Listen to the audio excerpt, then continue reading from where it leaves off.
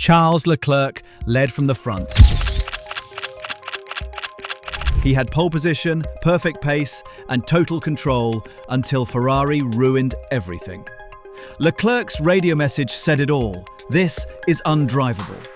What happened next could define the rest of his career. Ferrari's weekend in Hungary went from bad to worse, and Charles Leclerc has finally opened up about how he truly feels about the Maranello-based squad. The Monegasque driver was leading the race for the majority of it and looked to be dictating the pace. But the moment the pit stops came, everything fell apart. His pace dropped off dramatically. So are these early signs that Leclerc's fate at Ferrari is doomed? And more importantly, should he leave to pursue a championship elsewhere? Ferrari's disaster class was on full display at the Hungarian Grand Prix. Leclerc did everything right. He kept both McLarens behind, built a solid lead over Piastri, and was in full control. At one point, many believed this could be a one-stop race, but both Piastri and Leclerc committed to a two-stop strategy, and for Leclerc, it backfired badly. The first stint was solid.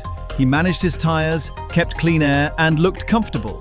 But once the car got lighter, it became obvious. Leclerc wasn't just out of contention for the win, he wasn't even a podium threat anymore.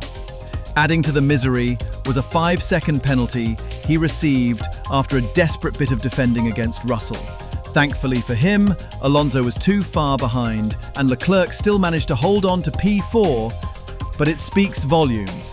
He's frustrated, clearly disappointed in his team's strategy and the behaviour of the car.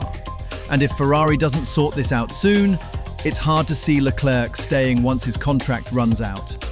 It's disheartening to watch one of the most talented drivers on the grid be held back, not just by poor strategic calls, but by a car that simply doesn't respond when it matters. Now, I know what you're thinking. He was going to finish ahead of both McLarens on raw pace. And that's probably true. Despite different strategies from Norris and Piastri, Leclerc looked in control until that second stop. But then came the moment that summed it all up. Right after exiting the second pit stop, when it became clear he was no longer a contender, he said over team radio, "This is so incredibly frustrating. We've lost all competitiveness. You just have to listen to me. I would have found a different way of managing those issues. Now it's just undrivable." His words were sharp, but honest. And while that miracle did come true, it's not the point. The bigger issue lies in the behaviour of the SF25 once the fuel load lightens. The car simply falls apart. Even Hamilton faced similar issues, lift and coast instructions just to manage plank wear. If Leclerc had tried a one-stop strategy, he would have been a sitting duck, passed by both McLarens and Russell. Ferrari's problems extend beyond bad calls on the pit wall. There are structural issues with the car. Leclerc even suggested that decisions were made on the fly without proper discussion before the race, a dangerous move in modern Formula One. Verstappen extending his Red Bull contract couldn't have come at a worse time either.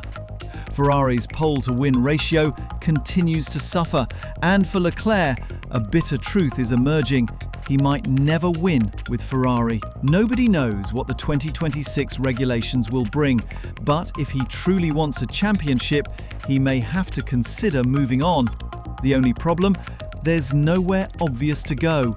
No other top team has a free seat. Leclerc said he didn't have all the information during the race, but later confirmed that from lap 40 onwards, there was a known issue with the chassis. From that moment, I was just a passenger. I'm disappointed, but at least I now know what happened. It's got to be gutting. From P1 to P4 on a track he's never liked, only to be let down by his team yet again. And let's not forget the contrast with his teammate. While Leclerc put it on pole, Lewis Hamilton had one of his worst weekends at the Hungaroring, finishing outside the points for the first time there since 2010, excluding DNFs. Hungary is one of Hamilton's best tracks, 8 poles and 9 wins, so watching him struggle to pass Hülkenberg and cross the line in 12th was painful to witness. So where does Ferrari go from here? They're supposedly already focused on 2026, but what about 2025? Are fans staring down another season of disappointment? Hamilton already sounded defeated after qualifying, calling his car worthless, and the race only reinforced that sentiment. Ferrari needs an internal revolution. Fast. And the extension of team principal Fred Vasseurs' contract may not have been the wisest move if the goal is real change. Shareholders and drivers are demanding results, but nothing is materialising. Ferrari hasn't won a race in 2025. Aside from Hamilton's sprint win in China, it's been a dry season. Pre-season testing suggested they'd be right up there with McLaren, and now they're nowhere near. So let's ask the big question. Is Ferrari the right team for Charles Leclerc?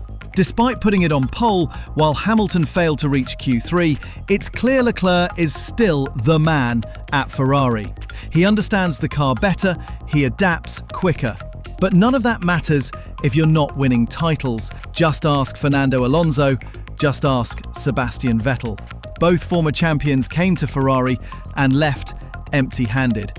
The team has become a graveyard for careers, not a launching pad for greatness. So maybe Leclerc should be thinking outside the box.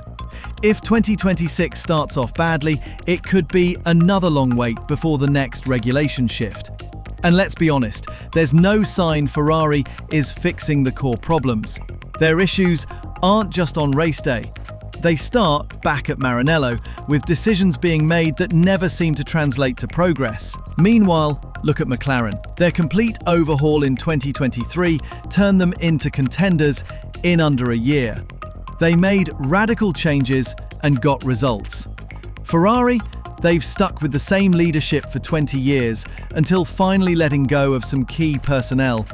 So what's stopping Ferrari from doing the same? With all this in mind, do you think Leclerc's frustration is justified, even though he only learned about the chassis issue midway through the race? And more importantly, do you believe he still has a realistic shot at winning a championship with Ferrari in the next few years? Let us know your thoughts, because this saga is far from over.